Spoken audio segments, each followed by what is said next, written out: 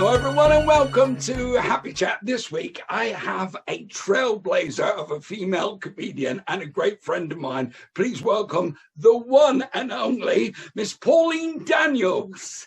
Hi, hon. Hello. It's so lovely to see you. But then, mind you, it's lovely to see anybody, isn't it?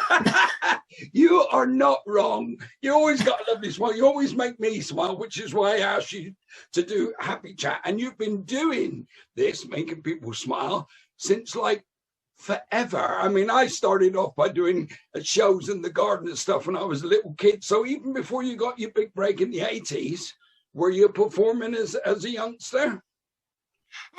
Yeah, as a kid, for the family, I would do things. You know, I used to do great impressions of Harry Worth and Freddie Pallet-Face Davis, and all of that. And I used to sing. I loved singing.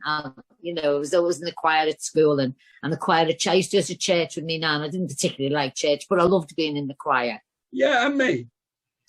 And I was at chorister there. So in a way, that was a way of getting us in front of our first sort of audiences, wasn't it? Yeah, it was, yeah. Although I did get into terrible trouble at school because I used to do impressions of the teachers. And, you know, very often would get caught, as you can imagine, and was the class clown. There was no getting away from that. In fact, the day I left, well, I went to my headmistress and asked, and she said to me, "You will get nowhere in this world by being a clown." Well, she was wrong.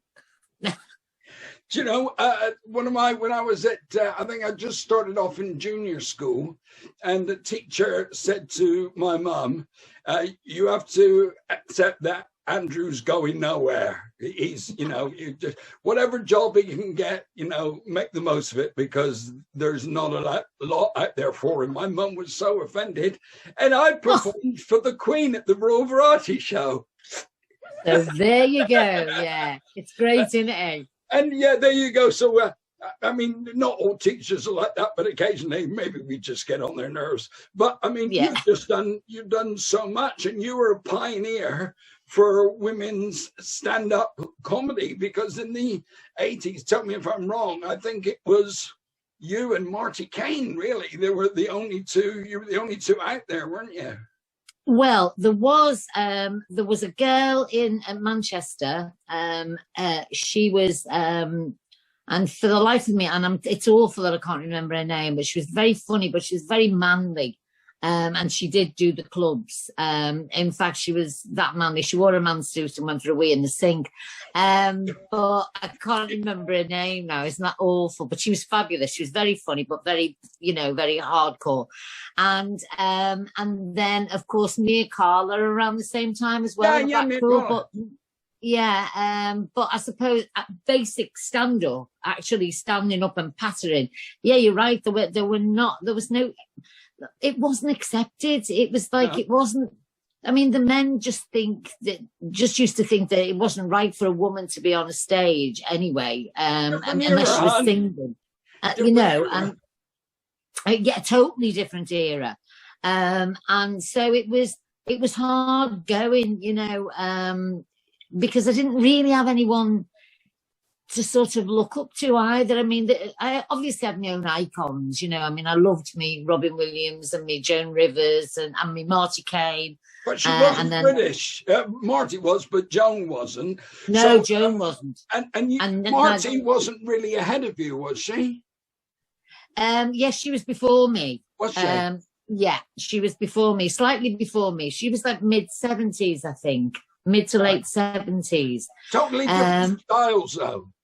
Oh, yeah. And then, of course, Marty got the glamour look and became an amazing singer and dancer and did all that as well. She was wonderful. She really was. Greatly missed. And I think she would have gone on to do great stuff, I think, in sort of maybe sitcoms and things like that. She was, you see, you found there were loads of women doing sitcoms, but not doing stand-up. Yeah, Hilda Baker, etc. So did Marty come through the club scene or not? Yes, she did. And when I say club scene, comedians nowadays think a club scene is a comedy club. It wasn't comedy club scenes in those days. It was working men's club where you learnt your trade. And what working men's club. I've just remembered that woman's name. It was Pat Mills. That was her Oh, name. right. Pat Mills. Thank God. Thank you. Who also did the clubs, yeah? Yes, she did the clubs. So you took no prisoners. First time I really saw a female comedian, stand-up comedian on stage was you. And I thought, God, she scares me to death, but she's hilarious. Because you had to fight your corner because you were in a man's world, weren't you? And in those working clubs, you know, to get order and keep people's attention before the bingo, you had to go for it, didn't you? So I see people like Rand. She must have taken inspiration watching people like you. She's done it in her own way, but the attacking the guys, which was so refreshing because it had always been the other way around. You take my wife, no, really, take her. You know, it was, and it was so old school that you came along. So did you realize that it came across as harsh, and were you happy with that, or that was the only way to survive? It was the only way to survive. It really was. I mean, I would go to a club, and you've done that. You've been there. You sit there. You watch your audience, because I'm determined that I can't just walk into a dressing room, then walk on stage, and that's it. I have to sit and I have to look at the audience. And I would see like gangs of men, and you'd see their face, and you'd think, I've got a fight on my hands here. If I don't go out and grab them by the ghoulies before they grab me, I've had it. And so, yeah, I had to become hard. And it's sad that happened. But, I mean, I remember years later, I was doing my first musical in the Playhouse Theatre, and I was playing Mama Morton. And the director came backstage, and he said to me, Pauline, that was absolutely fabulous. But just remember, you haven't got to come out here like Rocky, because these people have actually come to see something. You haven't got to fight them, Pauline. These have paid to sit back, relax, and enjoy it, and not open their mouths. And so that was a big transition for me. But yeah, I had to be harsh because they'd have trampled me. That's right. Well, I remember coming out of, I hadn't done clubs for a while. I'd started doing cruises in the early days. It was quite nice and lovely, and you have a gentle rapport with the audiences. And then I did a touring show, and I had to do a comedy spot in a working men's club in Glasgow. And I'd just come off of the cruise ship. So it was gentle, and they buried me. They absolutely buried me. So it's, you know, the adjustment is quite great. One thing about you is you don't just have the one skill. Yeah, your stand-up is the best. It's hilarious. But you also act. I think most comedians think they can act, but you really can. You toured with Willie Russell's Shirley Valentine for ages, didn't you? Years, yeah. How did you get that? Well, I was doing Brookside at the time, and I'd been in Brookside for about 12 months, and it was an okay job. Don't get me wrong, it was all right. And I was sort of not used to getting up that hour of the morning, you know, being a nightclub comic, and I used to think, oh God, and I'd look out the window and it'd be dark, and I think, oh God, I've got to get out and get ready. And I was doing Brookside, and then I got a phone call from, I got this phone call, and this voice said, Pauline, it's Bill Kenwright. And I literally said, oh yeah, bugger off, and put the phone down on it. And I did that 3 times. And on the 3rd time, he said to me, Pauline, don't put the phone down, just take this number down and ring me. So I took the number and I rang, and this voice said, hello, this is Bill Kenwright's secretary, Sheila. Who's speaking? I said, Pauline Daniels. So he put me through. And then he said, how do you fancy doing Shirley Valentine? So I went dead. There was like, I didn't say anything. I couldn't say anything. I was completely gobsmacked. And I said to him, I'd love to, absolutely love to. And he said, right, well, we're touring. This tour starts in Cambridge, and then after 6 months we're going to the West End, and blah blah blah blah. And I was completely, and then I said to him, why me? So he said, well, Willie and I thought you'd be actually pretty good. And he said, and the other reason, and probably the main reason, is if I don't give you a job, my mother will never forgive me. Now, years ago when I was young, when I was at school, Bill's mum used to have an ex-catalogue shop where I lived. And on my way home from school, Bill was in Corrie at the time. And on my way home from school, I'd go in there and chat to her. Her name was Hope. And I would chat about all sorts of things. And I came home one day and said to my mum, if there was a frock or anything I wanted, I'd put like 50p on it and whatever, and she'd mind it until I'd paid for it. Wow. And then I came in one day and I said to my mum, I said, Mrs. Kenwright's going to Florida and Bill's got her own villa with her own pool. Isn't that fabulous? And my mum said, well, you'll get that one day. So I said, oh, do you think? So she went, yeah, of course you will one day. You'll get a villa with a pool. It'll happen to us, that. And if we fast forward quite a long time, I've taken my mum and dad to, but in between times, Hope had always said to me, I used to bump into her going to see things in the theatre. Yeah. And actually, I bumped into her going to see Shirley Valentine in Liverpool. And I said to her, hello, I parked my car next to her, and she said to me, give our Bill a ring and tell him I said you should be doing this. And I went, oh, yeah, he's going to love that, isn't he? I, Bill, your mother said.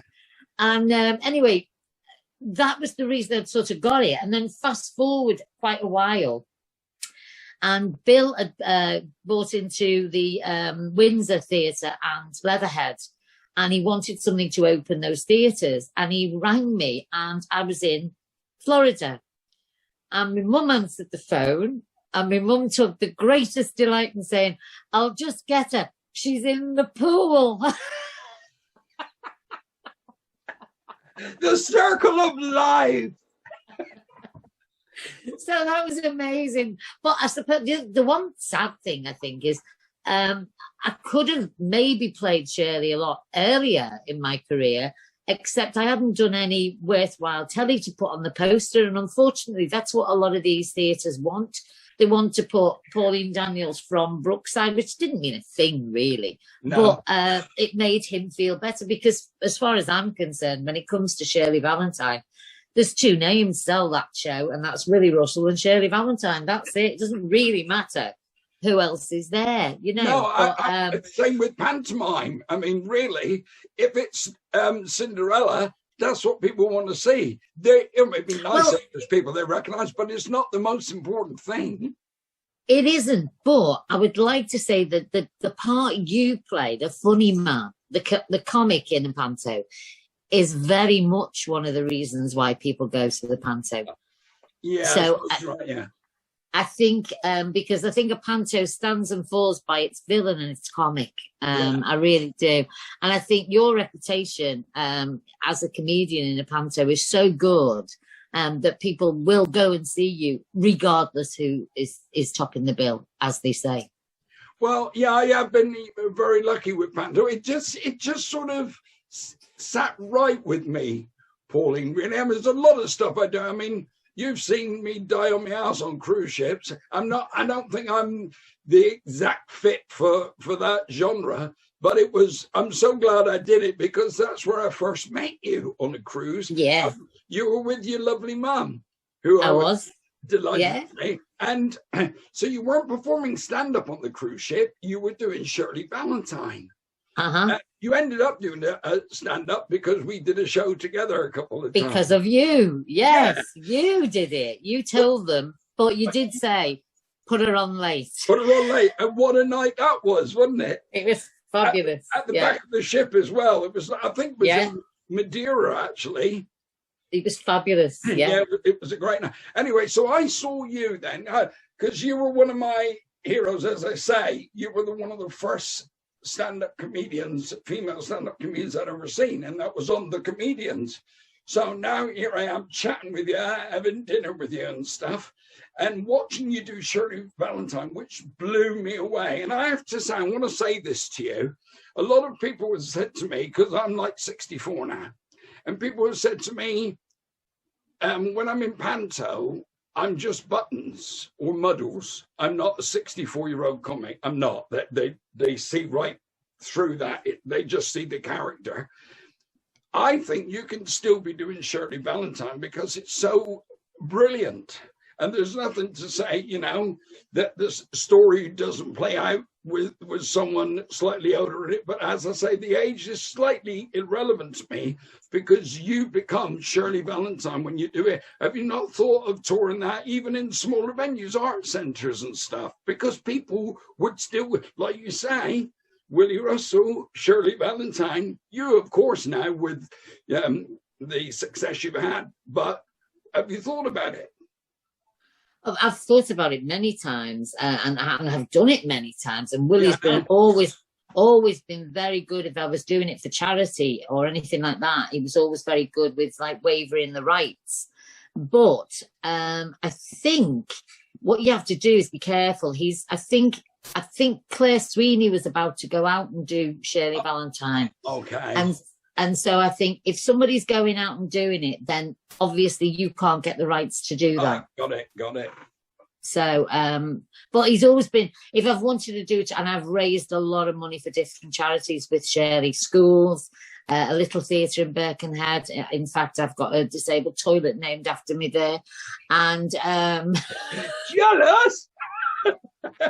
But Willie Russell really loved you for the part. What is it? He said you were the epitome of Shirley or something. What was his actual quote? Oh, well, the first time he saw me do it, he sat down with Annie, his wife, took his notepad, and then when he came backstage, he said to me, after watching it for 10 minutes, I gave me notepad back to Annie, and I said, "There's no need for notes. That is the real Shirley Valentine," which I thought was wonderful.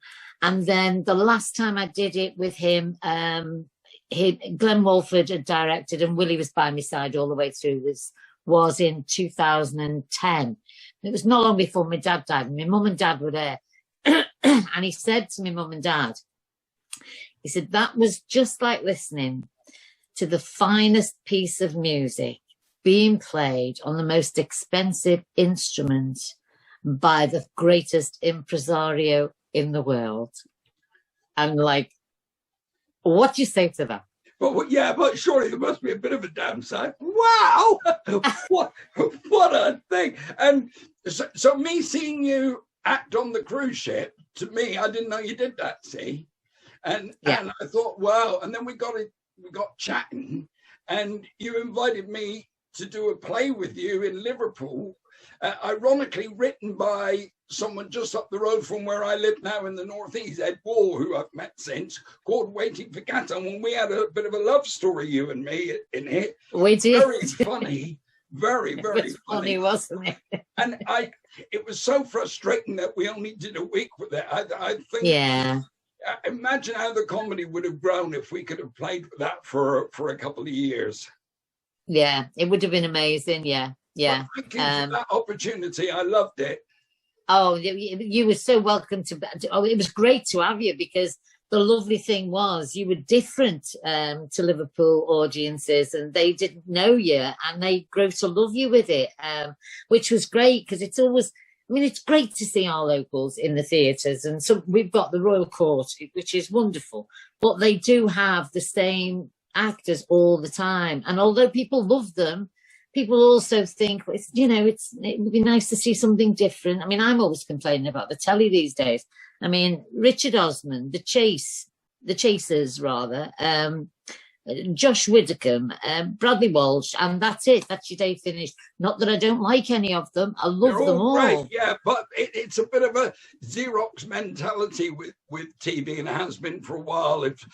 We all know Bob Monkhouse would have every game show going, and Brucey, and they stick to stuff they know. They don't want to take chances, because if they take a chance and they lose, the advertising goes down or the ratings go down, and their jobs depend on it. So when they find the golden goose, a la Bradley, who's brilliant, and we all love him, that's where they go. And yeah, you're right. I mean, Shell and I now tend to watch box sets. We don't watch so much normal telly as I don't think anyone does anymore, do they? Unless you're a soap fan and you've got to be there at 7:30 or whatever it is every night for Corrie. You tend to pick and choose now. We can do that with TV. Which is great, isn't it? Yeah, I think so. Yeah. But maybe not so great for the TV was so powerful. When you were on the comedians, everyone saw it, Pauline, because there were only what, 3 or 4 channels at the time. There were 4 channels, probably. And it was primetime telly on a Saturday night. It was, it was just perfect television, and it was just there. Everybody watched the comedians on a Saturday. So that paid for your life for what, 20 years, I would say. Yes, yeah, it did. Yeah, because you could tour on the back of it, couldn't you? Yeah. You think that when you do TV, you get a shed load of money for it, but you don't, and that's because TV know that it's more useful to you than it is to them, because you can then go out and say, you've seen me on the telly. Now you can, and that's still, that's still pretty strong. Not as strong as it was, when you were first on there. It was particularly good for me because at the time, as we said earlier, there were very few women, and I didn't get paid anywhere near the money that the male comics were getting. Are you serious? Yes. And so basically that was great for me. It meant then I could put my money up to what they were getting. So it was great for me then. Wow. What a different era we live in now. Well, I like to think it's different. It's probably not at the highest levels, but there's a lot more women execs involved with TV nowadays, I think. I hope. Yeah, there is. There's not as many as we'd like, but yeah, there is. Yeah. And I loved the fact that not long ago there was like a massive blast of comedy on the television, and there were loads of new faces, and they were all coming through, and then all of a sudden it ground to a halt, and the same faces were on all the time, and then the same faces were on the panel shows, and then every now and again they put like the token woman in who's never bloody funny, which really annoys me.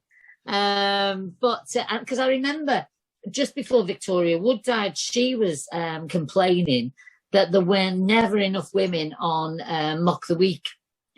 Because they very rarely had a woman, and then when they did, they just had one on one side. And she particularly was upset at the fact that there was still a lot of men ruling the television waves, So she was a trailblazer as well, wasn't she? Did you love Victoria? Wasn't she? I absolutely adored Victoria Wood. That is another great loss. 3 of my heroes now are no longer with us. That's Victoria Wood, Robin Williams, and Joan Rivers. Gone. Yeah. In fact, Robin Williams, I think, died when I was on a cruise ship, the same cruise ship that you weren't there the week he died, were you as well? You might have been on the cruise. Well, someone had told me I was having a drink out on the back deck, and so it's like one of those Kennedy things or whatever. You remember where you were. Yeah, no, I was at home. You're a comic because it means so much, and you had, I don't know how strong. When I say relationship, I mean working relationship or friendly relationship with Ken Dodd, because he spoke very highly of you. So when did you meet? Tell us a little bit about Ken for people that have only seen him on telly. He was genuinely a fan of comedy in our business, wasn't he? Oh, yeah, very much so. It was his life, his absolute life. My very first meeting with Ken Dodd, strangely, was when I was doing the comedians, and I was walking up the corridor at Granada TV. Yeah. And this voice behind me boomed, "Madam, you walk like a strumpet." And then we got talking and whatever, and then we met quite a lot at different things, different venues, different places, different occasions and events. And then when I was in the West End working, my mum had come down to visit, and I was taking her to Euston Station to get the train back to Liverpool. And I was walking down the platform with her, and this voice behind me shouted, "I'd know that strumpets walk anywhere." And how many years later was that? Oh, God, years and years later, but he knew my walk. But it stayed there with him. Oh, yeah. he knew that he'd called me a strumpet all them years before, and he was lovely. He used to call me the Lady Daniels. He would ring me up and say, Lady Daniels. and he would just. And I had a little theatre in Liverpool, and I loved my little theatre. It only had 80 seats. And when we had the Capital of Culture here in Liverpool, he sold out the St George's Hall for 2 nights, and it was all about comedy. The whole thing was about comedy. And he said to me, I need to practice this. Can I do it in your theatre? So I said, yeah, but can I charge? So he said, no. And I said, don't be tight. I've only got 80 seats. So he said, okay, a £5. And I went, okay, I'll charge a £5. So I have no idea where I got the other 20-odd chairs from, but boom! I crammed as many people. If the health and safety had been there, I'd have had it. If the fire officer had come in, that would have been it. How many shows did he do for you? He did 2, right? And the first night he did 4.5 hours. And the second night he did 4 hours. And on the second night, when he come in the office and he's talking to me. I said to him, haven't you got a bloody home to go to? But he just loved. I went to an audience with Ken Dodd, the second one. Yeah. And he was on stage where he was actually the lighting men and the cameramen and everybody were knackered, because he was on for over 3 hours for an hour's programme, and then went into the green room and held court. He always held court. He'd come to the theatre, he'd come to see me in the Playhouse or whatever. And what used to make me really laugh was the Everyman. He would come to the Everyman, and he used to say to me, I don't know what you're working with all them lefties for. I get really angry because, he was a conservative. We never saw eye to eye on politics. He was a staunch Maggie fan. He loved Maggie Thatcher. And when he was doing the Palladium when he was young, Bessie Braddock was an MP here in Liverpool, a Labour MP. Is that the lady with the statue? Yeah. And Bessie was a lovely woman, and everybody loved her in Liverpool. And she was a big lady. And she used to go down to the House of Commons on a Monday morning, and he used to go down on the train with her because he was at the Palladium. He had a sellout thing at the Palladium for all the summer. And they would argue with each other till they were both like knackered when they got off the train. And I bet they loved each other. Adored each other. Absolutely adored each other. So he used to come into the theatre and he'd have a trilby pulled down and his collar pulled up, and he'd think that nobody knew who the bloody hell he was. He said, you're not hiding from anyone. We all know who you are, But he was when I first started going out with Frank was Lord Mayor of Liverpool. And Doddy rang a friend of mine, another person in the business, and rang and said, did you know that the Lady Daniels is stepping out with the Lord Mayor? Stepping out! Oh, how lovely. And he's so... people tend to think of Les Dawson as the wordsmith of comedy, but Doddy knew exactly what words to use, and his economy of words is perfection. And that's, and if he was trying new stuff out at your place, that makes sense, because, it just think that gag's all right, but if I take one word out, it hits home. And he... Well, what was lovely... He was a professor. He was a total professor. And what was lovely was Anne, Lady Anne as she is now, and I'm so pleased that they married before he died. I'm so pleased.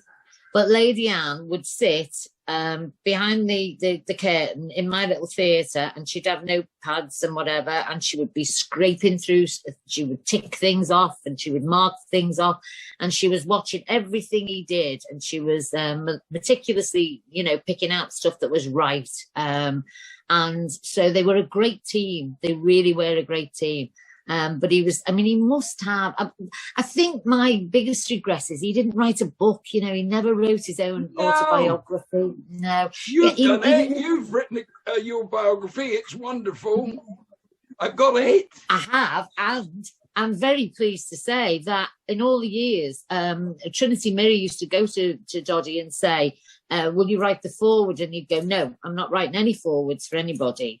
And then they rang him up and said, would you do a foreword? He said, I've told you I won't write a foreword. He said, it's for Pauline Daniels. He went, that's different. So he wrote the foreword to my book. Hey there. And that's the one. And at the back, Willie Russell has written Our Lady of Perpetual Comedy. Wow. Yeah, they got the foreword by Ken Dodd here. Yeah. When Pauline Daniels stands alone on stage and tells jokes, gags and sketches, the men laugh and nod, but it is the girls she is really talking to. That's beautiful. Yeah. So if you haven't got this book, is it still available for people to get it? I think you can get it for 10p from Amazon, from the bargain buckets. Oh, I mean, you've done so much in this business, and as we get older, we have to adapt as to what we can be relevant in, I suppose, and that's just part of the aging process. But you have just recently finished a magnificent tour of Calendar Girls with Sarah Jane Buckley, who was on recently. And she was looking gorgeous. Yeah, she's such a lovely friend. I'm so happy to have you two as friends. And so working with her, what was that experience like? Who did you play? What was it like for you? I had a very mixed time because, as Sarah explained, we started the tour with a gang of ladies, and then they left after so long, and we got a new lot in, and that was when we got Sarah. And the only people who stayed, I think, were myself and Rebecca Storm. And so in the first lot, we had quite some personality clashes. We had some wonderful ladies. I became absolutely like that with Fern Britton. She's just the most beautiful woman in the world. She's absolutely fabulous. Do you know, it was her first acting role, and she was so scared and so frightened, but she was so good. She was real, and that's what it's all about, isn't it? Did you help her with projection and stuff? Because it's different with the microphone here on TV chat shows and going out and belting it out in the theatre. Well, we were all mic'd up, so that wasn't a problem. She was great with that, but she would come to me and say, I'm not getting a laugh on that. Why aren't I getting a laugh on that? And so, yeah, we would talk about things like that. So stuff like that. Yeah, definitely. So we became very close. We had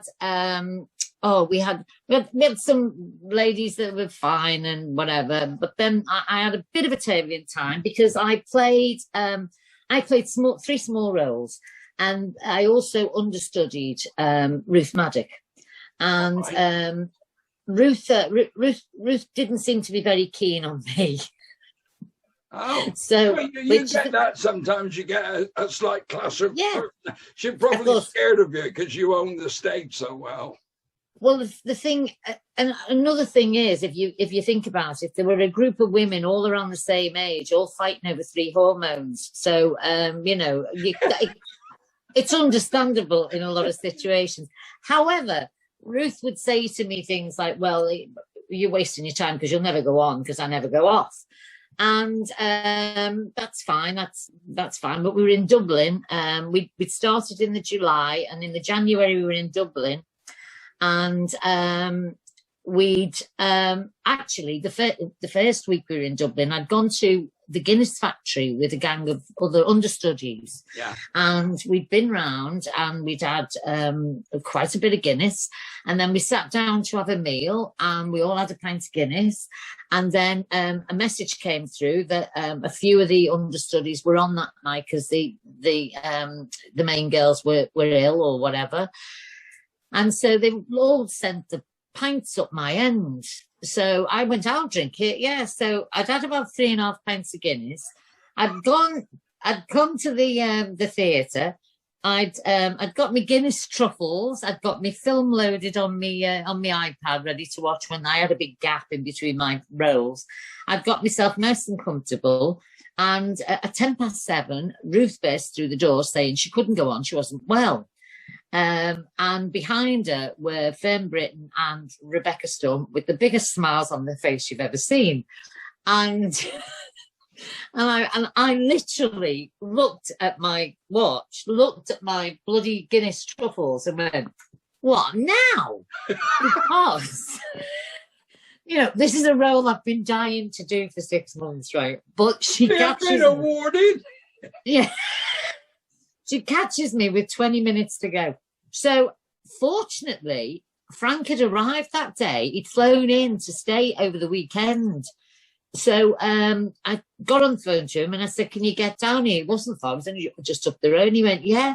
So he was able to see me do it. And what was great was I was completely calm and as a cucumber. I was fine. Not a problem. There were people running around me like lunatics with costumes going, do you know what to put on here? And I'm, no, I had no idea what I was putting on in what scene. Not a clue. But I was cool as a cucumber, thank you for Put it on me, darling. Yeah. So then I went on and I did, I got through and I did the big song, which was fabulous. And I was loving every single minute of it. I bet. I got off the stage and Denise Welsh was there and she just said to me, oh, well, all you've got to do now is get your tits out. And I panicked.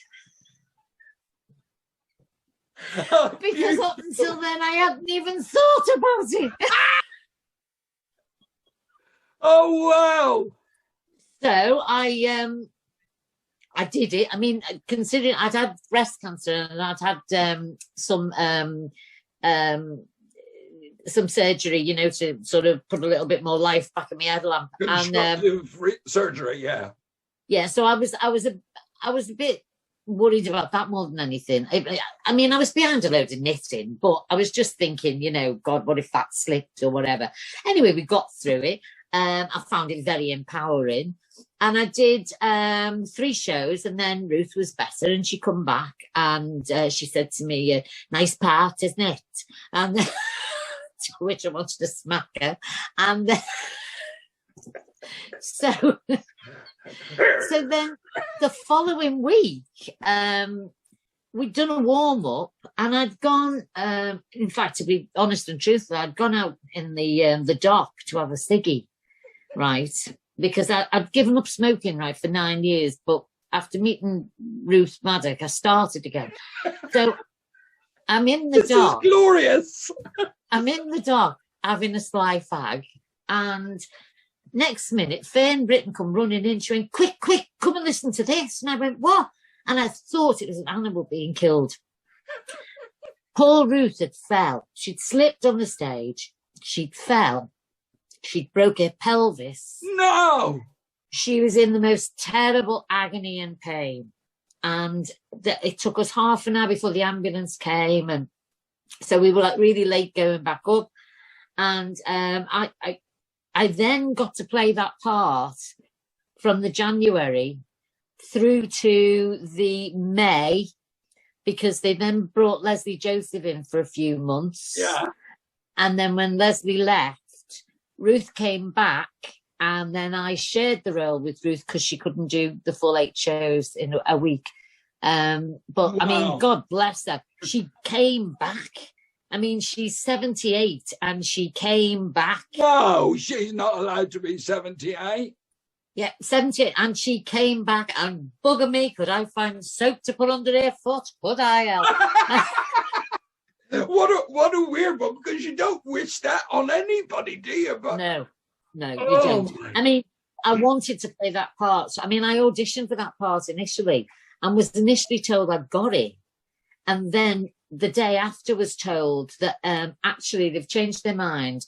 And I think, listening to stories later, I think what had happened was Ruth had been doing the play. Yeah. And said she didn't want to do a big tour. And so I think they'd probably spoken to her and said, we found someone. And knowing Ruth, she's probably gone, oh, no, you're asking because I'm going to do it. because she's a tough old bird. And but when she came back, we had a new set of ladies, and she had her problems because she no longer ruled the roost, because these girls, they'd found their own way and they'd changed things, and all settles, doesn't it? Yeah. But who became her best mate when it came to telling her where she should be and what she should be doing? I did. Go on. No, carry on. Because there's no way I would make a showstopper or a fellow actor look an idiot. Because I didn't particularly like them. I did Wizard of Oz years ago, and I played the Scarecrow, and the guy that played the lion had played it before in London and got all the laughs because the Scarecrow didn't play it for laughs or whatever. Anyway, he was on the show, expected to get all the laughs. I was getting all the laughs. Suddenly I was upstaging him, and I wasn't professional and all that lot. And I had to fight my corner on that. And I like to be everybody's friend, but I thought, no, I know what I can do, and I'm not going to be spoken down by someone that's insecure. And that's a lot of what was going on. But then again, Ruth doing it for so long, I would imagine she knew how to protect herself and her product. Well, I would think so, yeah. But I think she was very insecure, and as I say, she was an old lady, and I had a lot of sympathy for her, but except when she was having a go at me, when I wanted to punch a lights out. Did you end up best friends then? Ironically, no, I wouldn't say best friends. She did ask for my number, but I forgot to give it to her. Oh, I'll be here all week. Fantastic. Well, look, you as you just touched on there, you're a survivor of breast cancer, so that doesn't surprise me, because you survived COVID as well, haven't you? I have survived COVID. I'm Ruth Maddock. Yes, there's three things. And your beloved husband Frank's sort of coming out the other side of it now. He's at a tough time, but he's starting. Maybe the slope's going that way now. So yeah, how has that been for you both? So isolating as well, I suppose they call it. What do they call it? Shielding. So how have you got on with all that? It's been difficult. We've basically been shielding since last year. We were on a cruise. We'd just done an Iceland cruise. Well, we were on the Iceland cruise. It was on its way back. And obviously all hell broke loose. Bring back this ship. So the ship came back. We were getting a dog. We got a dog a day before they locked down the country. We got a Romanian rescue puppy who's been a godsend to us. Okay. And then, of course, because Frank has, I think he's trying to escape it by bit, but he's got no spleen, one kidney, and he's diabetic. So he's in that vulnerable category. And so I was more scared of getting it for him rather than I was for myself. So we shielded and we shielded and we shielded. In July, I saw my daughter. We've been getting deliveries from supermarket deliveries every week. I've occasionally been to the supermarket, but not very often, completely masked up and whatever. And then we didn't see anybody over Christmas. We stuck to every single possible rule. And on Boxing Night, we went to a restaurant and had a meal, just the two of us. And then the following week, I tested. You see, in Liverpool, we had all them test centres. So we were going every single week. Went out once and got it? Yeah. Oh, my God. And then I tested positive. Frank tested negative. But... And although we were in separate bedrooms and we ate separately and, we didn't eat off the same plates or whatever, although we did all of those things, he then got it, yeah. But unfortunately, because he's got all those underlying health problems, his has now turned to pneumonia. So and of course with that, he's got like a couple of blood clots in his chest as well, so he's now on anticoagulants and like for 12 months. he's on this medication. Tough journey, but you say it's looking a lot more positive now. Yeah, he's much my better. love, Pauline. I will. I mean, yeah. I got tested 3 times. I was lucky enough to do a socially distanced panto this year in Plymouth. I know. I saw a bit of it. Yeah. Yeah, and I got tested 3 times on that run. But I mean, you're the same as me. We're doers. We want to get out there and perform because it's in our DNA, and that's why I started doing the live comedy shows and the variety shows online that you so kindly. They were great.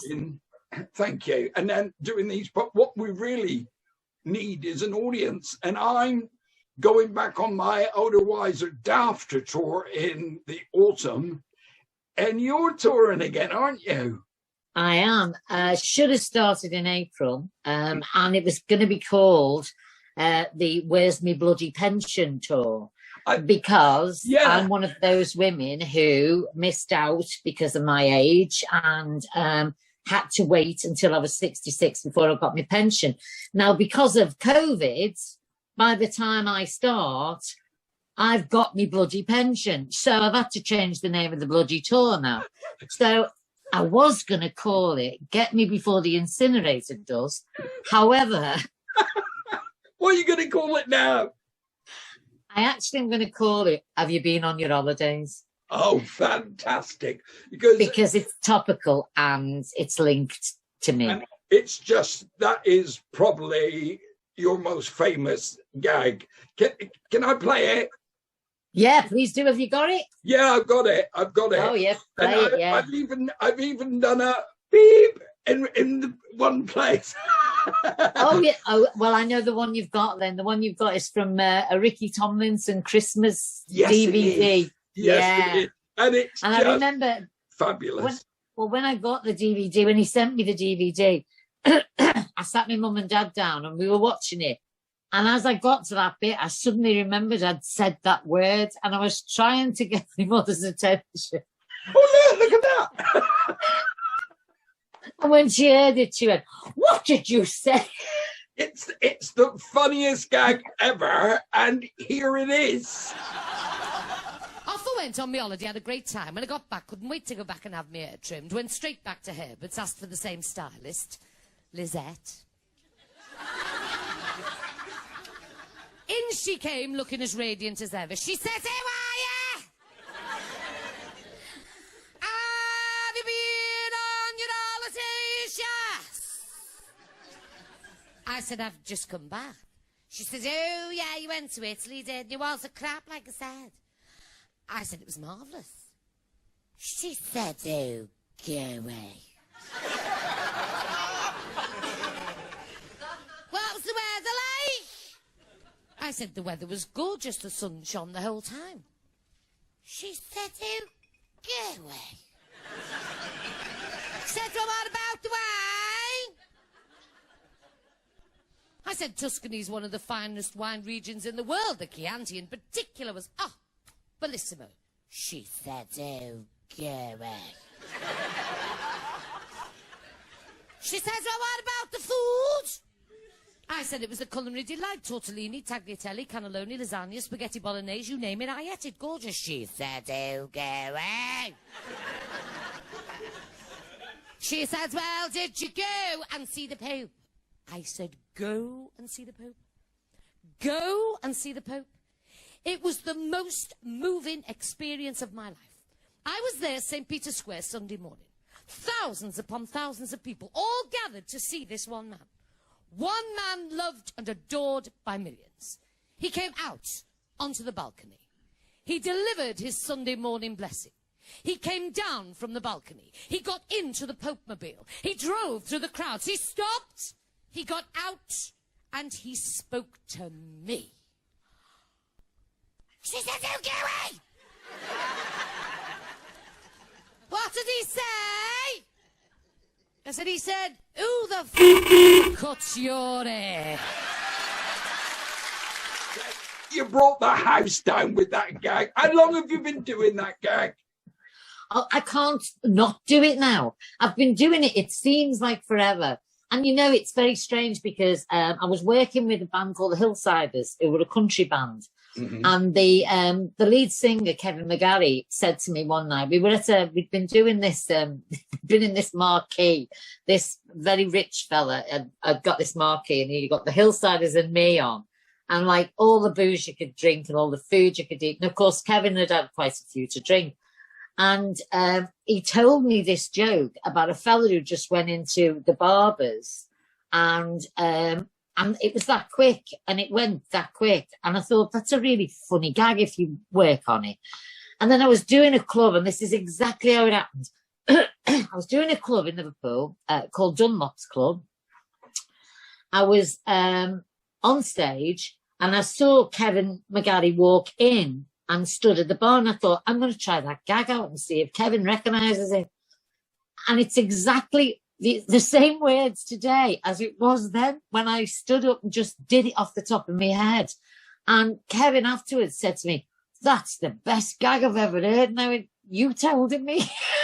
So he said, I never told you that. And when I told him what he'd said, he went, I can't remember that. I was drunk.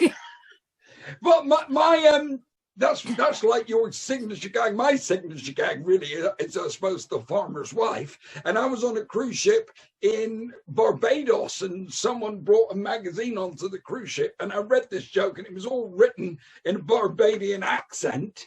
But I thought, that's the funniest thing ever. And I made it West Country, like you made your Scouse. I made it West Country, and it's just, I cannot not do it now. I know. People expect it. And what makes me laugh, really makes me laugh, is they say to you before you go on, they say to me when I go on, are you going to do the hairdresser gag? Or are you going to do the Pope gag? And I go, yeah, okay. So I've got a room full of people who know this gag word for word. But they still laugh in the same place. And never, ever once has anybody given the punchline out. And I find that incredible. Because now and again you will get, have you been on your holiday? Which is fine. That's okay. But nobody has ever ruined the punchline. And then you say to them, fans of yours, they pay money to come and see you. And that's the difference from our early days. Now people that like us come to see us and they pay money. Why are they going to spoil it when it's something they're looking forward to?